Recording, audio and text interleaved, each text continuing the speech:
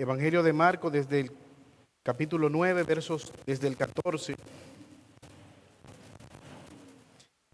Leemos la palabra de Dios en el nombre de Jesús.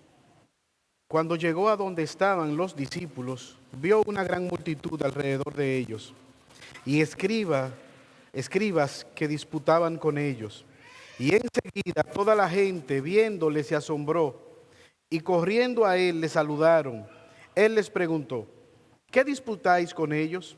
Y respondiendo uno de la multitud dijo: Maestro, traje a mi hijo que tiene un espíritu mudo, el cual donde quiera que le toma le sacude y echa espumarajos y cruje los dientes y se va secando. Y dije a tus discípulos que lo echasen fuera y no pudieron. Y respondiendo él les dijo: Oh generación incrédula, ¿hasta cuándo es de estar con vosotros? ¿Hasta cuándo os he de soportar? Traédmelo. Y se lo trajeron. Y cuando el espíritu vio a Jesús, sacudió con violencia al muchacho, quien cayendo en tierra se revolcaba, echando espumarajos. Jesús preguntó al padre: ¿cuánto tiempo hace que le sucede esto? Y él dijo: desde niño. Y muchas veces le echa en el fuego y en el agua para matarle. Pero si puedes hacer algo, ten misericordia de nosotros y ayúdanos. Jesús le dijo: si puedes creer, al que cree todo lo es posible.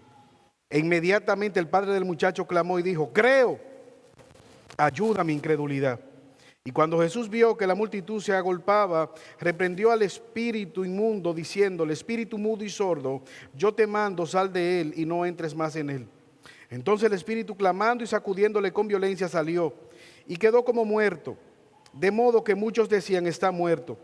Pero Jesús, tomándole de la mano, le enderezó y se levantó. Cuando él entró en casa con sus discípulos, le preguntaron aparte: ¿por qué nosotros no pudimos echarle fuera? Y les dijo: este género con nada puede salir sino con oración y ayuno. Amén. Oremos en esta mañana para presentarnos delante del Señor. Oh eterno y buen Padre celestial, alabamos y bendecimos tu nombre y te damos gracias, oh Señor, por tus misericordias. Gracias, Padre, porque son nuevas cada mañana. Oh eterno Dios, tú nos has permitido adorarte cantando las alabanzas, los cánticos delante de tu trono.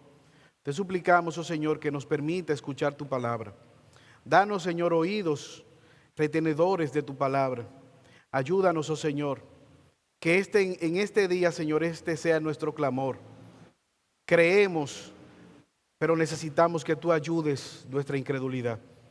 Rogamos, oh Señor, si aquí hay alguien que no te conoce, que pueda ser traído con lazos de amor delante de tus caminos. Estos favores te lo pedimos por Jesucristo. Amén.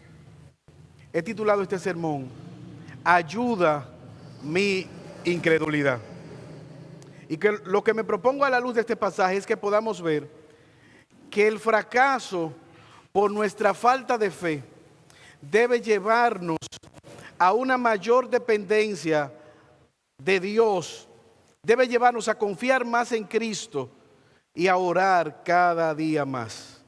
Nuestros fracasos espirituales por nuestra falta de fe debe llevarnos a profundizar en nuestra relación con Dios, a creer más en Cristo y a tener una mayor intención al momento de nosotros orar. Ver realmente nuestra necesidad de orar. Yo no sé cuántos de los que están aquí saben, pero la mayoría de los deportistas famosos ganan una gran cantidad de dinero por los patrocinadores, por los anuncios que hacen con diferentes marcas, ya sea de ropa, de comida, de automóviles. Salió a relucir hace algún tiempo un famoso basquetbolista norteamericano que iba a firmar un contrato millonario con una marca de tenis. Pero el contrato no se dio porque el basquetbolista quería en aquella marca de tenis poner una parte de su versículo favorito. Todo lo puedo, punto suspensivo. Él no termina el verso. Pero la compañía se negó y entonces él terminó firmando el contrato con otra compañía que sí le permitió poner este verso o esta parte del verso en aquellos tenis. Ahora, yo no sé si este basquetbolista entiende bien este versículo. Pero me da la impresión que muchos creyentes al leer Filipenses 4:13 no entienden lo que significa todo lo puedo en Cristo que me da la fortaleza. Y la razón es porque antes de llegar a Filipenses 4:13 hay que leer el versículo 12, el versículo 11 y el versículo 10. ¿Y qué dice el versículo 11? Dice el apóstol Pablo: en gran manera me gocé en el Señor, de que ya al fin habéis revivido vuestro cuidado de mí, de lo cual también habías estado solícitos, pero le faltaba la oportunidad. No lo digo porque tenga escasez, pues he aprendido a contentarme cualquiera que sea mi situación. Sé vivir humildemente y sé tener abundancia. En todo y por todo estoy enseñado. Sé estar saciado y sé tener hambre. Sé tener abundancia como padecer necesidad. Y ahí viene el versículo: todo lo puedo en Cristo que me fortalece. Es decir, que Pablo está entrenado, ha sido enseñado para confiar en Dios. Ya sea que la voluntad de Dios sea pasar necesidad, Él pasará necesidad. Ya sea acostarse con el estómago lleno, Pablo gozosamente se acostará con el estómago lleno. Sea acostarse con el estómago vacío, Él está confiado y gozoso. ¿Por qué? Porque Él ha sido enseñado. Y Dios, que le permite la dificultad, Él le da la fortaleza para resistirla. Ahora, hermanos, es una constante en la vida del creyente ver la debilidad por un lado y al mismo tiempo que Dios es nuestra fortaleza. Ver nuestra impotencia y al mismo tiempo nuestra impotencia nos lleva a confiar en un Dios todopoderoso. Ver nuestras limitaciones y venir delante de Jesús, que no tiene limitaciones. Ver nuestra humildad y creer que el Dios eterno es suficiente. Ahora, el pasaje que nosotros acabamos de leer evidencia claramente esta enseñanza que Jesús tiene para con los apóstoles. Él quiere hacerles ver que su falta de fe es una oportunidad para que ellos puedan crecer en su confianza. Y me gustaría poner este texto en su contexto. Dice el texto que Jesús descendió hacia donde estaba la multitud. En el sermón anterior, Jesús estaba con su círculo íntimo en la cima de la montaña: Pedro, Jacobo y Juan. Y vimos cómo Moisés y Elías estaban con él. Y ahí fue que Pedro dijo: vamos a hacer 3 enramadas. Una para ti, Jesús, una para Elías y otra para Moisés. Decíamos la similitud que había con lo que pasó en el Sinaí, donde Dios habló directamente a Moisés. Ahora Jesús desciende con aquellos 3 apóstoles y al igual que Moisés, Él se topa con una llanura de incrédulos. Hay una gran multitud en aquel lugar y están discutiendo con algunos maestros de la ley. Jesús hace la pregunta: ¿qué están discutiendo? ¿Por qué estáis discutiendo?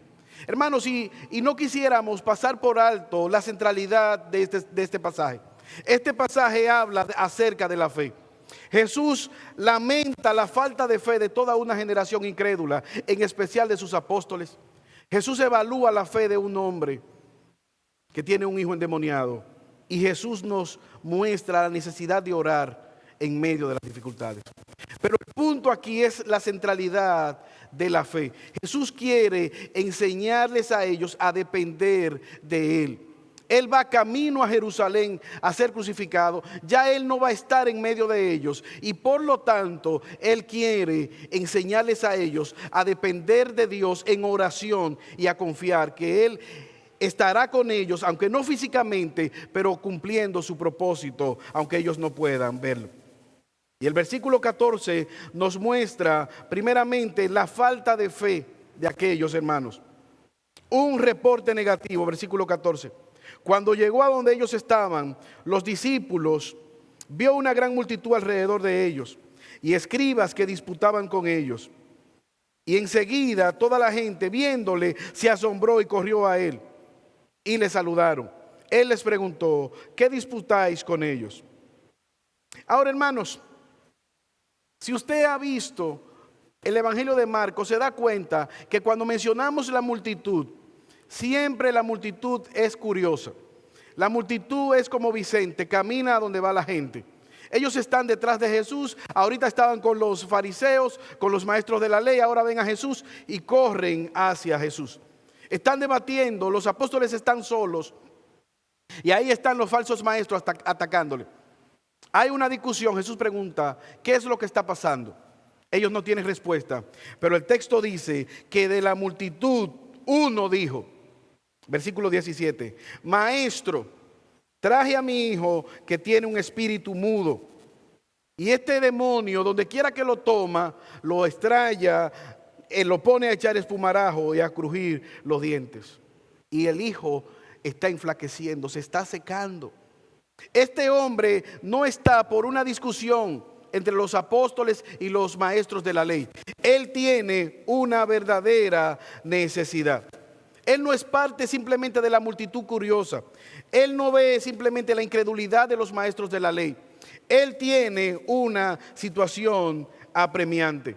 Y él responde, Señor, mi hijo tiene un problema. Y es un adolescente. Aquí vemos un padre que tiene una situación difícil. Solo Jesús puede solucionarla. Él va detrás de Jesús, no encuentra a Jesús, intercede con los apóstoles y ellos no han podido librarle de aquel endemoniado. Ahora, hermanos, yo quiero que por un momento meditemos en este cuadro. Es un adolescente. Y esto nos habla a nosotros, hermanos, de dos cosas. Satanás nos odia a muerte. Satanás no tiene misericordia. Es un adolescente. Como vemos más adelante, el padre dice, él ha intentado matarlo muchas veces. Lo tira encima del fuego, lo tira en el agua, lo tira en el suelo, tratando de matarle. Y aquel padre dice, le pedí a tus discípulos que lo liberaran y ellos no han podido. Versículo 18, parte B. Aquí está la incredulidad. Jesús se enardece de la incredulidad de los apóstoles. Jesús dijo, versículo 19, y respondiendo él les dijo, oh generación incrédula, ¿hasta cuándo he de estar con vosotros? ¿Hasta cuándo os he de soportar? Jesús les había dado poder para libertar a los endemoniados. Ellos habían orado por endemoniados y habían sido libertados. Ahora Jesús dice que la razón por la cual ellos no habían libertado a este endemoniado, a este niño o adolescente endemoniado, es por su incredulidad, debido a la falta de fe. Y Jesús dice, ustedes son una generación incrédula. Ustedes tienen 3 años aproximadamente conmigo, de día y de noche, viendo las manifestaciones de mi poder. Y todavía no tienen la fe suficiente para creer que yo puedo liberarlo.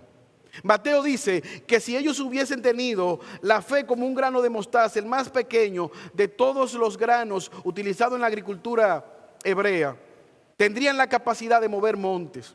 Es decir, que ni siquiera a ese nivel estaba la fe de los apóstoles. Ahora, ¿cuál sería la razón por la cual ellos no pudieron hacer esto?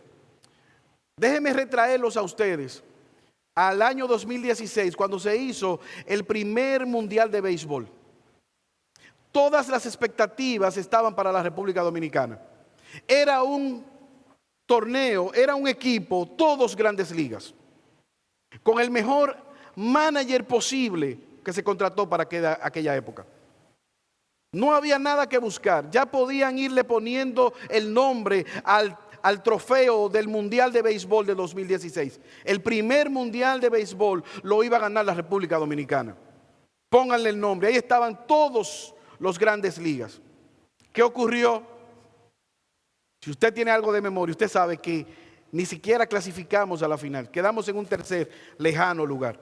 Y lo más triste y vergonzoso no fue que perdimos, sino que perdimos de países que no tienen la cultura beisbolística que tenemos nosotros.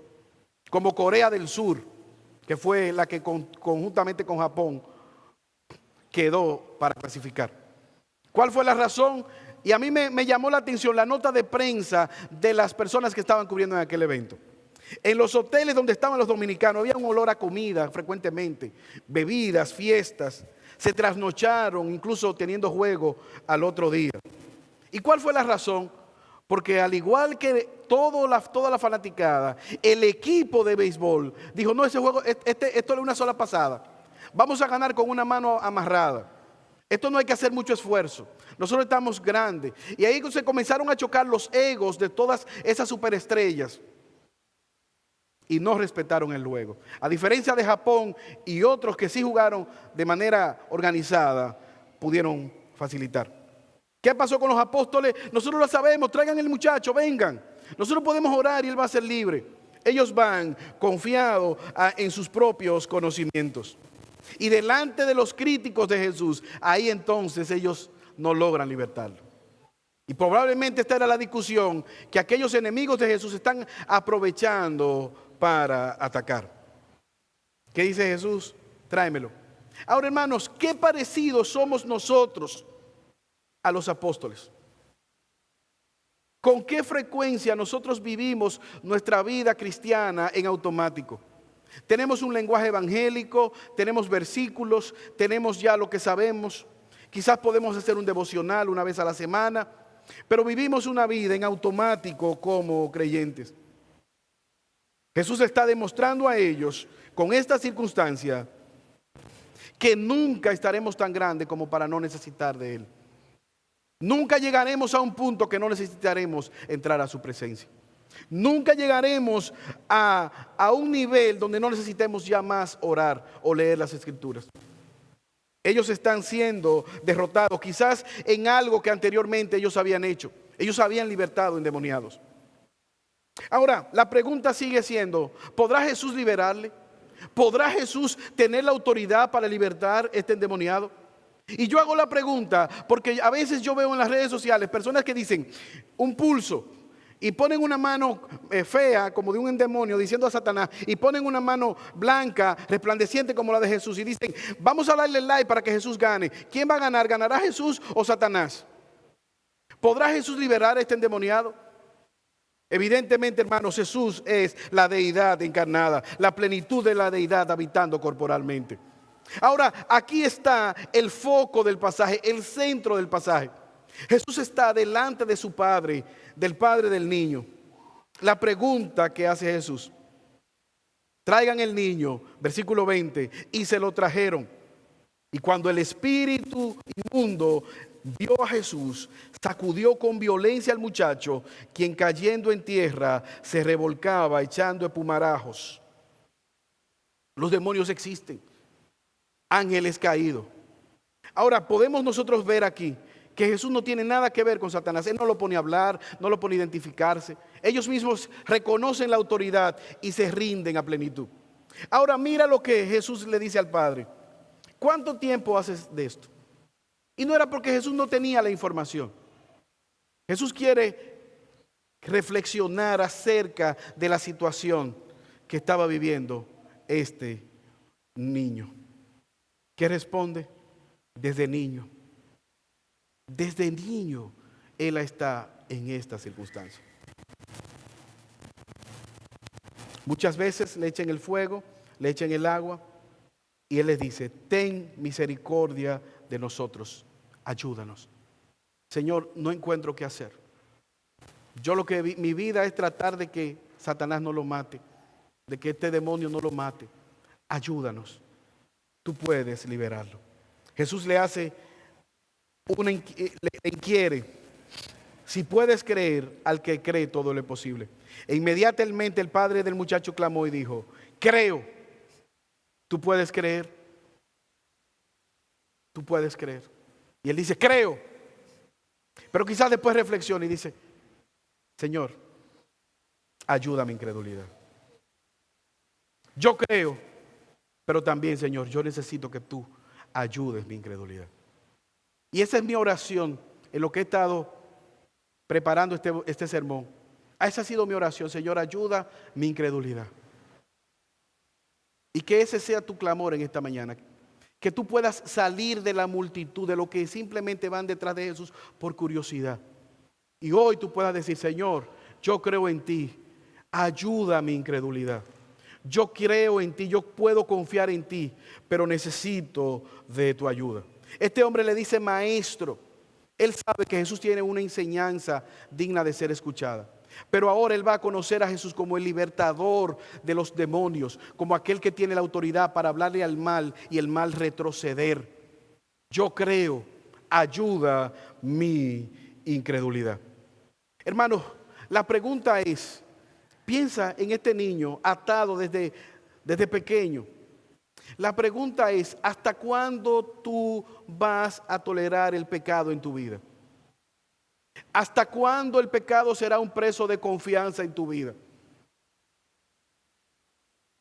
¿Te recuerda aquella niña, aquel niño que está jugando con una tirapiedra y hace así, apunta a un pato y mata el pato favorito de la abuela?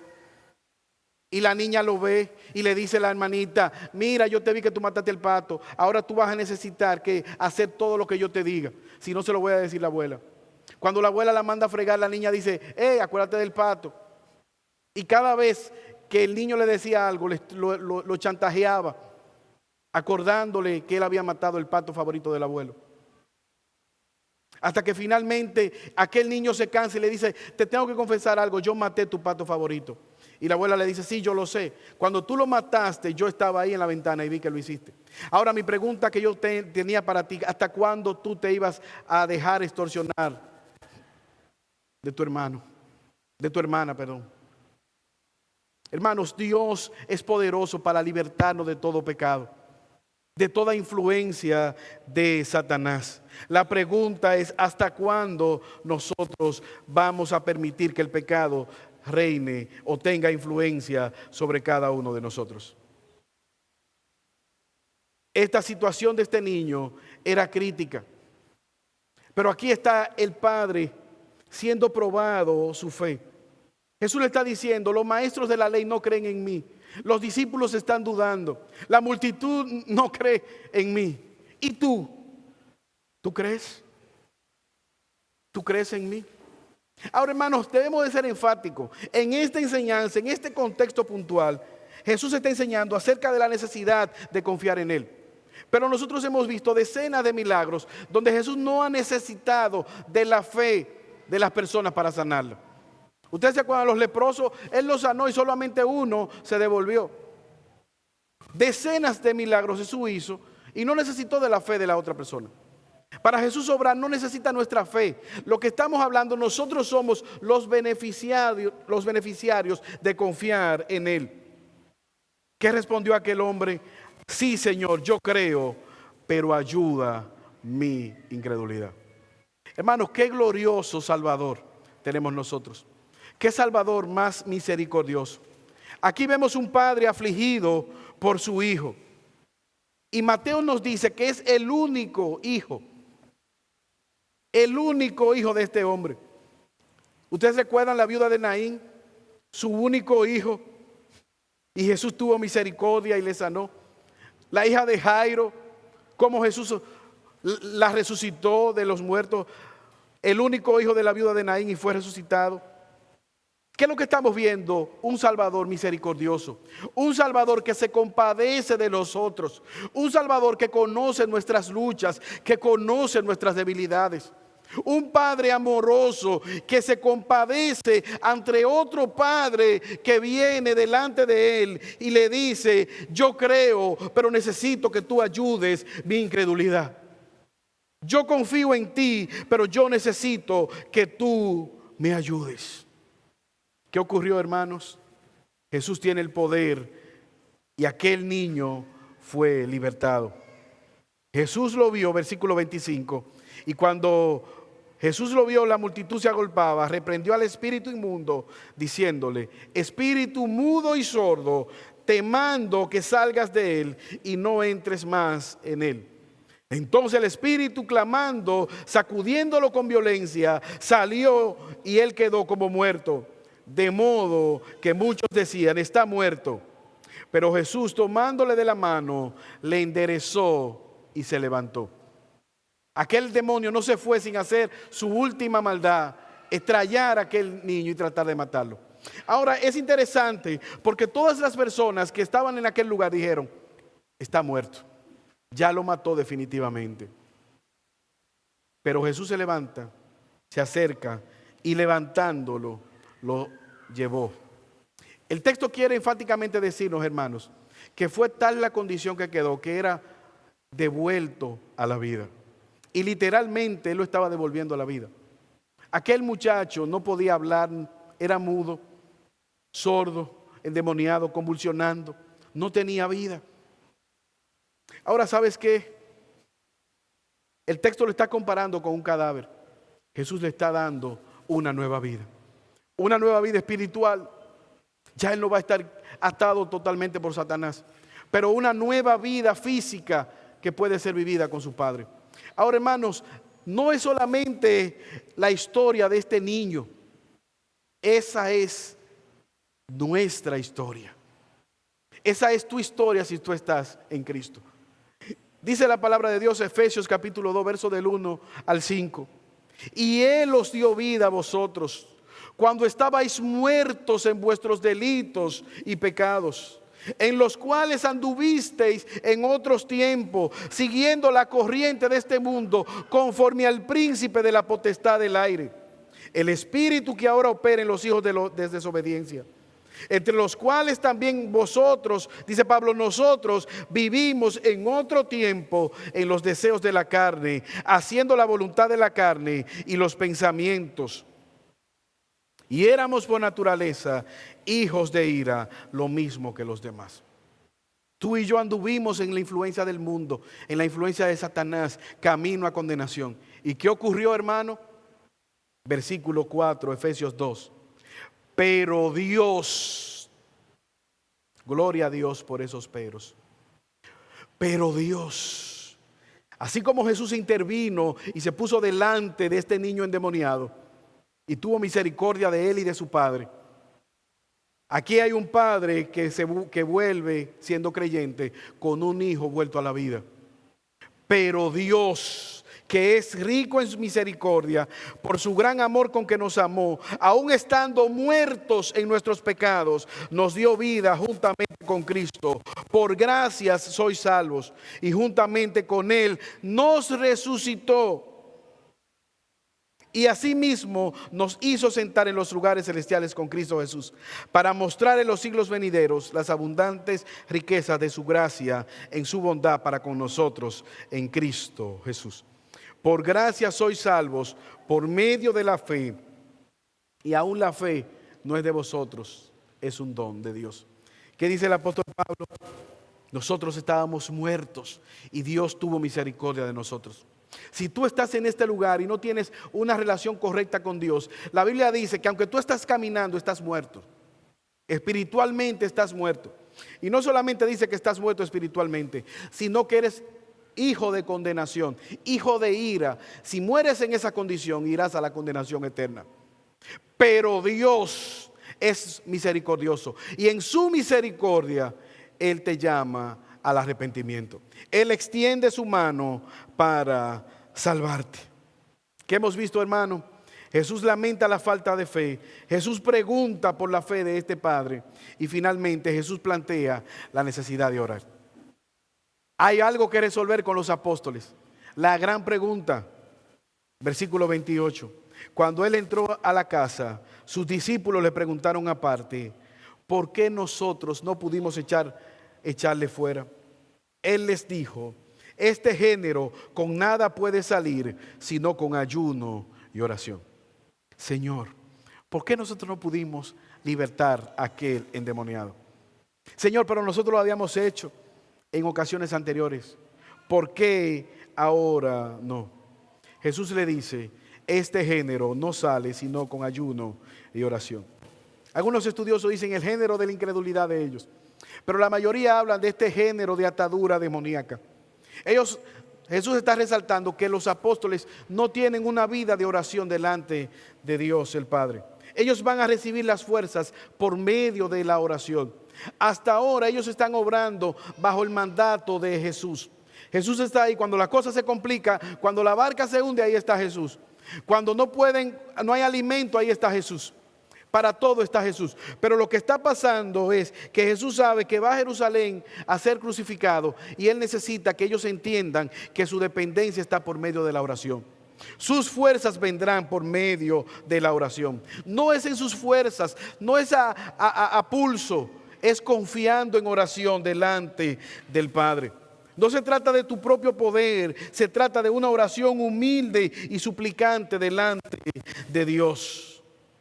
Es confiar en que Él escuchará nuestras oraciones. Una fe que sea como el tamaño de una mostaza.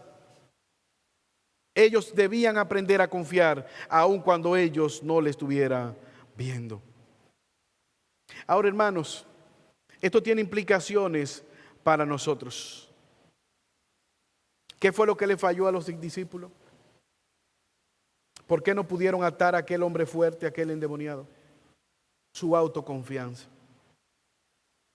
Hermanos, y a veces, cuando tenemos grandes victorias espirituales, nos descuidamos y nos olvidamos de que nuestra fuerza viene de Dios.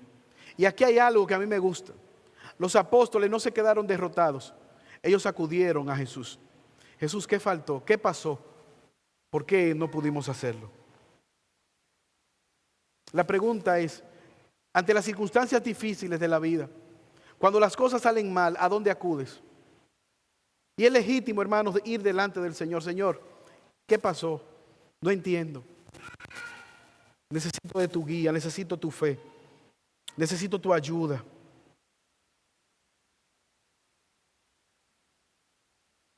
No ser autosuficientes.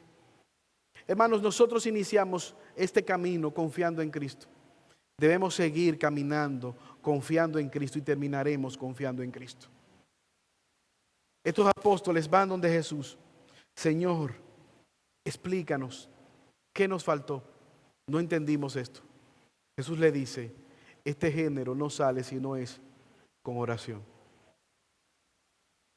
No en sus propias fuerzas, no en su autoconfianza, sino en una dependencia humilde delante de mí. Una dependencia humilde. Señor, ayúdanos. Hermanos, que esa sea nuestra actitud. Que cuando nos equivoquemos en la vida, podamos devolvernos y venir delante del Señor. Señor, ayúdame. Señor, no entiendo. Señor, mira, tomé una mala decisión, pero aquí estoy, ayuda a mi incredulidad. Ayúdame cada día a depender de ti. Señor, no puedo hacer nada importante sin ti. Señor, mira mi debilidad y sé tú mi fuerza. Señor, mira mi impotencia y sé tú que eres todopoderoso, mi fuerza. Mira mis limitaciones y socórreme. Ayúdame, Señor, que tú seas mi suficiente. Como dijimos al principio, hermanos, que el fracaso por nuestra falta de fe nos lleve a depender más de Dios, a confiar más en Cristo y a ver nuestra necesidad de oración. Si hay algo que nosotros pasamos por alto en nuestras vidas, en la cotidianidad es orar. Porque tenemos tantos recursos que a veces se nos olvida orar.